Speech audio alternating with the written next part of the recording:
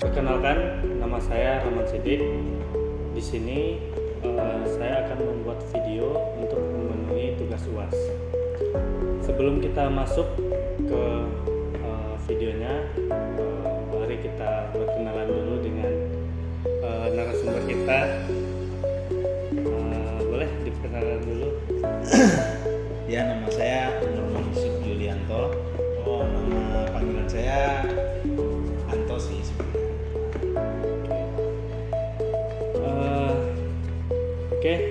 Di sini tema yang saya ambil adalah pengaruh COVID-19 terhadap pekerja event. Bang Anto ini adalah termasuk pekerja event yang sudah lama terjun di dunia ini. Bang, Sidik mau nanya, Ya. boleh nanya sedikit nih Bang? Boleh. Pengaruh COVID terhadap pekerja event.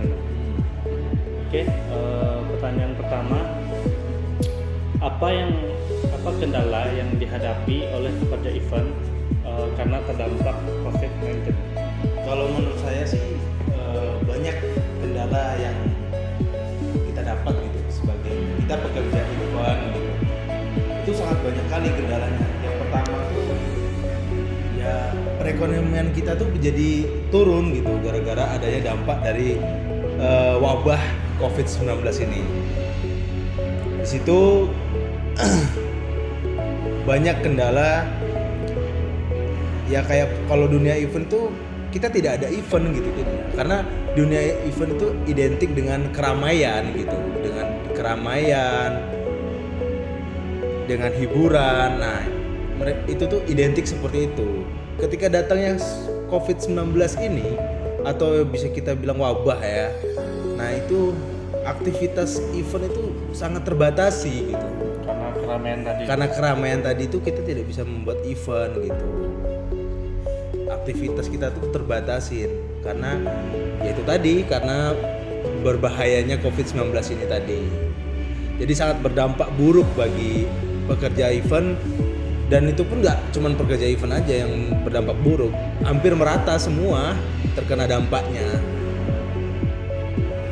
Oke Bang. Pertanyaan kedua nih Bang. Ya. Kenapa COVID sangat berpengaruh terhadap pekerja event Bang? Ya sangat berpengaruh sekali lah. Karena ya kita cari makan dari situ gitu. Dari istilahnya keramaian tadi lah kita cari makan, cari penghasilan untuk menghidupi keluarga kita, untuk menghidupin apa yang kita perlukan, apa yang kita butuhkan. Kalau tidak ada event gimana kita mau melangsungkan kehidupan ini gitu. Sementara kehidupan semakin terus berjalan. Nah, event tidak ada gitu. Kalau saya pribadi nih, saya jujur nih, saya cuman kerjanya ya event gitu. Karena kenapa saya tidak ingin kerja lain? Karena yang pertama saya hobi di event.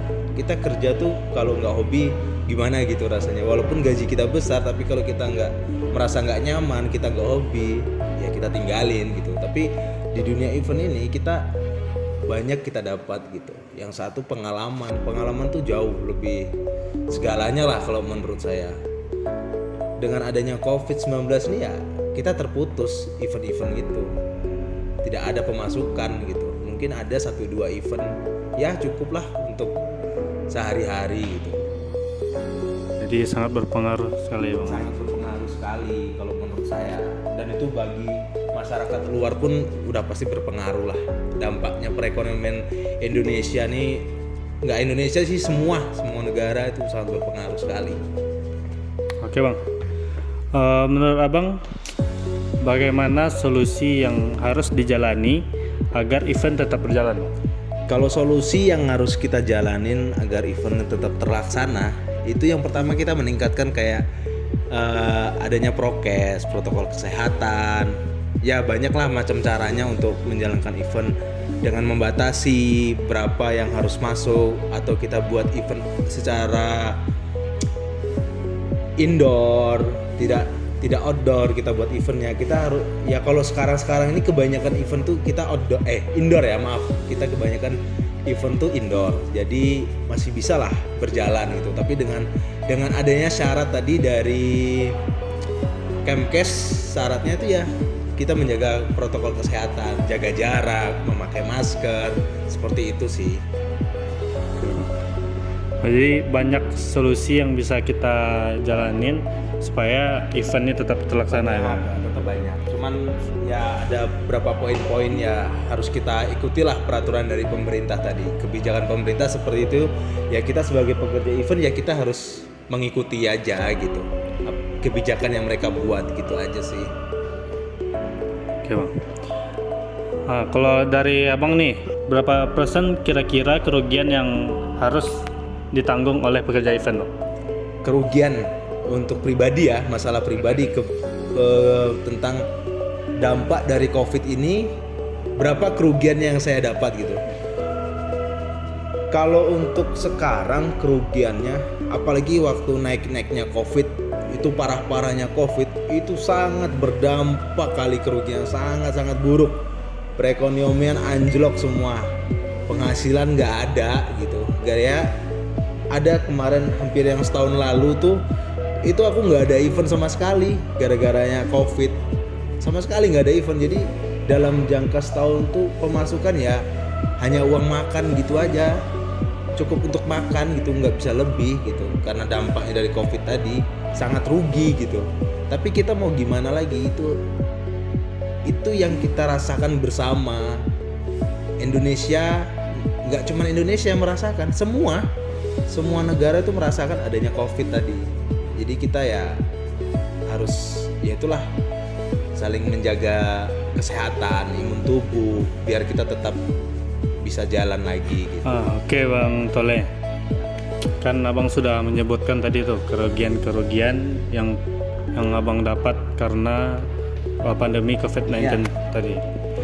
Jadi saya mau bertanya nih Bang, apa sih harapan Abang terhadap pemerintah agar kesejahteraan pekerja event itu tetap sejahtera gitu?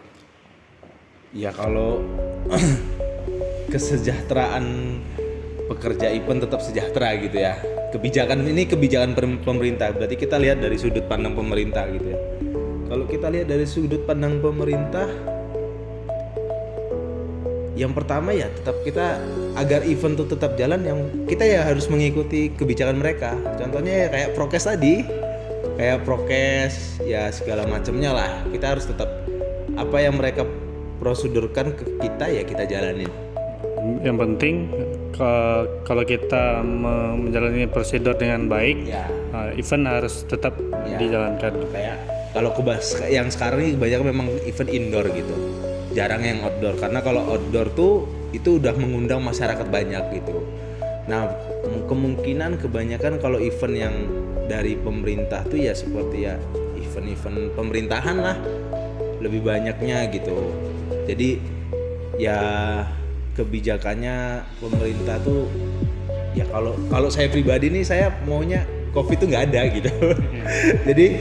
jadi biar kembali normal gitu, kembali normal lagi. Jadi kita sehat semua gitu. Kalau mau pribadi saya gitu. Jadi biar ya kita bebas dari namanya COVID-19 gitu. Nah sekarang banyak lagi tuh COVID varian baru kan, ada Omicron. Nah itu ya gimana ya?